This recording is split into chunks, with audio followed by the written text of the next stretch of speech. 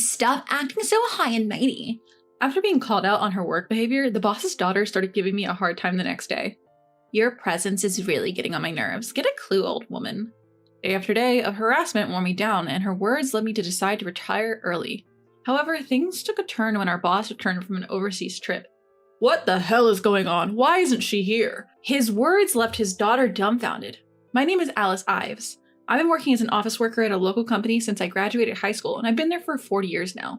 A few colleagues who joined the company the same year I did left after getting married or switched to other jobs. Before I knew it, I was the oldest employee at the company. During that time, the company changed hands, and now David Turner, the son of our former CEO, is running the show. As the longest-serving employee, I often found myself fielding questions from other employees. Hey Alice, can you look over these documents for our meeting with the client? Or personal problems like, I had a fight with my husband last night. I know I'm the one at fault, but I just can't bring myself to apologize. What should I do? I've always enjoyed listening to people's stories, so I guess I was an easy person to talk to. There were many times when people thanked me for lending an ear, saying it really helped them clear their heads, and at some point I started being called the workplace mom. It's a little embarrassing, but it feels good to be relied upon. I had absolutely adored the homely atmosphere of our company and had resolved to dedicate myself to it until retirement. However, a dramatic change occurred in this harmonious workplace. During the months that our CEO was on an overseas trip, his daughter, Megan Turner, joined the company. After completing her training at one of our branches, she transferred to the head office administration department. At first, everyone was welcoming, and I was excited too, but it didn't take long for people to become fed up with her behavior. Megan severely lacked manners and common sense as a grown adult. She flaunted her status as the boss's daughter and didn't bother to do her job right. She was transferred here with the title of Assistant Section Chief, which she apparently forced upon the executives. No matter how much she's the boss's daughter, I felt disappointed in the executives who bowed to the demands of a second-year employee, but I couldn't voice such things. I wondered if the boss knew about this. It's hard to believe that our sincere boss would condone such behavior, or maybe he just allowed her to do as she pleased because of his paternal affection. In any case, Megan caused considerable confusion with her selfish actions. Her behavior started to delay our work and affect our schedules, and the dissatisfaction among other employees kept piling up. Most of the consultations I received were about Megan. Megan, she's just awful. She complains about her work, saying it's sloppy and half-hearted, but she doesn't do anything herself. And you know what? She was actually preparing a document for a client the other day. It was so unusual that I looked over her shoulder, and it was full of mistakes. I couldn't let it be submitted like that, so I secretly corrected it for her. Well, that's how it went. The executives couldn't even scold her properly because she was the boss's daughter and they were no help at all. The atmosphere in the company started to turn sour, and I feared that this could lead to a serious problem. Despite our concerns, Megan's reckless behavior did not change. Miss Ives, I think I might quit this job. Some people even started saying things like that. I knew something had to be done. The boss wouldn't be back for a while, and I couldn't wait that long. I figured I had to be the one to confront her since the executives were too timid. An opportunity soon came up. Megan was fiddling with her smartphone during work hours. If she did it sneakily, I could have been somewhat endearing, but she was doing it blatantly. Everyone around her had a look on their face that said, "Do your job." I approached Megan and said, "Miss Turner, it's time for work now. It's not the time to be playing with your phone, is it?" Megan looked surprised and raised her face, making a questioning face. Look around. Everyone's working. Don't you think it's strange that you're the only one playing on your phone? She scowled even more. I'm our CEO's daughter, you know. You think you can talk to me like that? I sighed inwardly. Knowing that it wouldn't be easy to get through to her, that doesn't matter, for as long as you're being paid by the company, shouldn't you be working? Megan glared at me with a red face, then suddenly slammed her desk and stood up. You're annoying. Who do you think you are, acting so high and mighty? The other employees were holding their breath, watching us. I'm just saying what's right. If you think I'm annoying, it's probably because you know you're doing something wrong, isn't it? I didn't know if I managed to sound firm, but at least I said what needed to be said. After all, I'm not suited for giving sermons. Megan glared at me for a while, then said in a strained voice, "Just remember this. I'll make you regret talking to me like that." With that, she turned her back and walked out. For a while, everyone was silent, unable to move or speak. Then someone said, "Miss Ives, that was amazing," and the others started to talk. Well done, Miss Ives. Really, it was a refreshing sight. I just vaguely smiled back in response. I didn't think I said anything wrong, but there was no doubt that I had hurt her. I regretted not considering my words and location a bit more, but a shocking event awaited me that would sweep away this small regret. Megan, who had been humiliated in front of everyone, started to harass me. "Miss Ives, please finish all this work by today," she said, dumping a large amount of work on me. Most of it wasn't urgent, and there was no need to finish it today. It was such a childish retaliation. Other employees offered to help when they couldn't bear to watch, but Megan didn't allow it. The workload was too large for one person to finish, so of course it meant working overtime. Seeing that, Megan spoke with a triumphant look. You work slow for someone who talks big, Miss Ives. Make sure you finish everything before you leave, okay? And so it continued. I kept myself going somehow, but the immense daily work, overtime, and insults almost broke me. Megan was probably waiting for my spirit to break.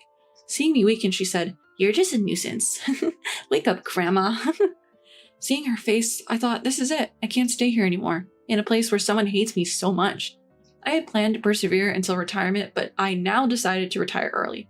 I submitted my retirement notice, and on my last day, while I was sorting out my things, other employees spoke to me. Miss Ives, I'm so sorry we couldn't help. Everyone looked apologetic. It's okay, I made this decision myself. Most importantly, keep your spirits up and do your best. As everyone was saying their goodbyes, Megan came in. Stop chit-chatting and get back to work, everyone. She's no longer a part of this company. None of the employees responded and just looked at Megan with cold eyes. Then they said to me, in chorus, "Take care," and walked past Megan. Megan's reputation was already bad, but after forcing me into retirement, her position worsened even further. She didn't seem to realize it and still acted like a queen. Approaching me, Megan smirked. This is what happens when you go against me. Serves you right. To that, I simply bowed my head and quietly said, "Thank you for everything." I couldn't forget the scornful look Megan gave me at the end, even after I left the company. I am genuinely curious to know how she ended up being like this. With that attitude, she'll only push people away. My family worried about me after I lost my spirit after leaving the company, but my heart was still heavy. One day, while I was aimlessly passing time, I received a call from President Turner. When I answered, wondering what it was about, he immediately started apologizing with tremendous force. "Miss Ives, I'm so sorry. I was speechless for a moment because of the suddenness. My daughter did something terrible to you. I'm really sorry. I can't blame you if you're angry." It seemed like the president thought I was angry and not speaking. "Sir, please calm down. I'm fine." When I said that, the president's voice on the other end of the call seemed to calm down a little. "I know it might be too late to ask this, but would you consider coming back to the company? I won't let my daughter do as she pleases anymore." For the moment, setting aside whether I should return or not, I agreed to make a visit to the company. The next day when I arrived at the company, the employees who spotted me quickly ran over. They filled me in on what had happened. The CEO, having returned from his overseas business trip, had noticed the unusual atmosphere hanging over the office. He wanted to hear from me about it, but I wasn't there. When he heard from the employees about Megan's behavior while he was away, he was furious. "Megan, what is this all about? Why is Miss Ives not here?" Megan, perhaps not expecting to be scolded, snapped back at her father. It's that old hag's fault for lecturing me. Everyone else thinks so too. They all disrespect me, the president's daughter, and take me for granted. The CEO shouted even more at Megan's selfish response. "Enough! Just because you're my daughter doesn't mean you're entitled to behave like this. And what's this about being an assistant section chief? I don't remember assigning you to such a role. How dare you make up your own title?" Stammering in her response, Megan was caught off guard. It seemed the president immediately called me after. After ending the call, the president gathered the employees and apologized in front of everyone for his daughter's misconduct. I was concerned about Megan after hearing everything. "So how is Miss Turner doing now?" Her title was revoked. She's now in the CEO's office, having been summoned by him. I said goodbye to the employee who gave me the information and headed for the president's office. There, Megan was being scolded by the president. When the president noticed me, he came over and deeply bowed his head. "Miss Ives, I'm truly sorry for this incident. Due to my incompetence, I've caused you trouble." "Mr. Turner, please raise your head. It's all right." "No, we need to make things clear." The president urged Megan, who was standing next to him, to apologize as well. Megan looked utterly crestfallen, as if salt had been rubbed in her wounds, muttered, I'm sorry." Not knowing what to say, I remained silent until the president spoke. "I know it's a bit much to ask, Miss Ives, but could you return to the company? We need your expertise." The CEO was nearly on the verge of tears. Seeing him like that brought back old memories. I first met the president 40 years ago when I had just joined the company. He was still in middle school at the time. Since we were close in age, he found it easy to talk to me. He often came to the company to hang out and frequently sought advice from me about school, friends, future plans. Back then, we used to call each other by our first name. He looked up to me like an older sister, and I regarded him as a younger brother. That relationship remained unchanged as we grew up, and I've been his confidant in many matters since he joined the company. "All right, but please stop apologizing." Unable to flatly reject the president's request, I decided to return to the company. "I'm so relieved. Truly relieved." The CEO was rejoiced at my decision, but Megan, standing next to him, had a complex expression on her face. Well, that's expected. The person she disliked and caused to quit was coming back. Upon my return to the company, I was given the role of an advisor. Everyone welcomed me warmly, with some even tearing up at my return. It was a joyful moment, but there was one thing that bothered me. Of course, it was about Megan. She had been quiet and isolated since being scolded by the CEO. Given her attitude up till now, it was understandable. Despite my hesitation, I decided to talk to her. Miss Turner, can we talk for a second? She briefly raised her eyes to meet mine, but then quickly averted her gaze. I want to talk to you for a bit. Without waiting for her agreement, I began, and she reluctantly got up and followed me. What should I start with? As I thought, Megan spoke up first. What do you want? Her voice was visibly sullen, but I was relieved that she at least agreed to talk. It seems like you're not getting along with others. Without adding unnecessary comments, I simply stated, and Megan looked down in silence. I don't understand why someone as smart as you would treat everyone around you like that. You knew you were antagonizing them, didn't you? How can you know whether I'm smart or not? Megan retorted, but her voice lacked any spirit. I do know. Your father always bragged about you. Megan looked up surprised. It was true. Mr. Turner adored his daughter very much and was always proud of her. My daughter is beautiful and intelligent. Everyone in the company heard him say that often, and we all knew how much he loved her. Besides, you might not remember, but we've met before. Megan looked even more surprised. This company, now big enough to have branch offices, used to be a small family-run business. I had a good relationship with not just the current CEO, but also his father, the former CEO, and his wife. They were there to celebrate my wedding and childbirth, and when the president got married and Megan was born, I rushed to the hospital to celebrate her birth. We used to be close like family until she entered elementary school. Suddenly, something seemed to strike Megan's memory. Aunt Alice? At the nostalgic address, I found myself smiling involuntarily. That's right. Little Megan was an adorable child who would always cling to Aunt Alice whenever I visited. Do you remember Megan? Megan nodded over and over again.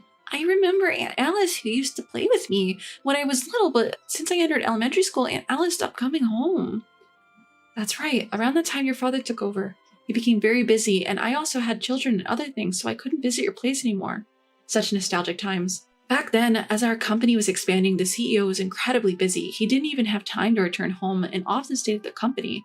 As we continued to be busy, we became distant without realizing. I was sad when Aunt Alice stopped coming over. Dad was also hardly home. Megan continued, her expression as innocent as it was in the past. I asked Mom when will Aunt Alice come home next, but she told me Aunt Alice is busy now and can't come. Be a good girl and wait patiently. I see. I'm sorry for making you feel lonely. So I behaved well and studied hard. I thought if I did, Aunt Alice would come to see me. Tears started to fall from Megan's eyes. Then, as if regaining the honesty of her childhood, she started to tell me about various things that had happened to her. The time she was scolded at a branch office during her training after joining the company because she couldn't work well. How she had never been scolded before and in her panic had inadvertently used her status as the CEO's daughter, which made things irreparable. Since then, everyone started fearing her and she couldn't be trained right. Now she had a hard time getting a grasp of her job. Without the title of being the CEO's daughter, she would just be a person who couldn't do her job right.